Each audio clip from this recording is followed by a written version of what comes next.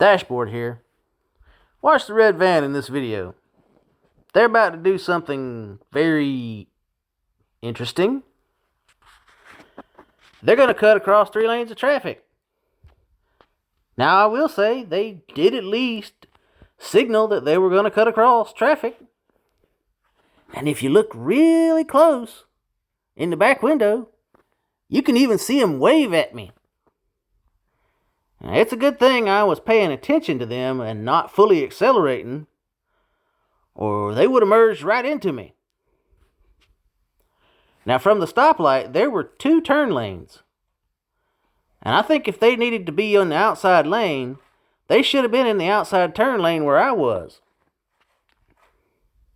But that's just my opinion.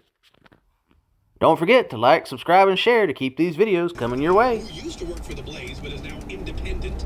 And another company called the Daily Wire, which I guess most notably is, the face of that organization is Ben Shapiro.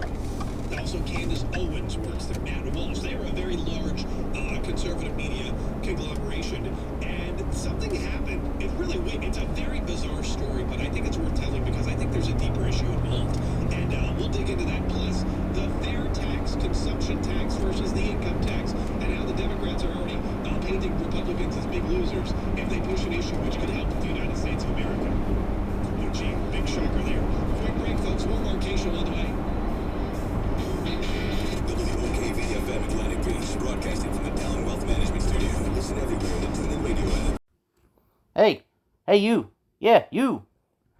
If you enjoyed this video and want me to continue making these videos, leave a like, leave a comment, share this video, even click that little subscribe button. Come on, you know you wanna.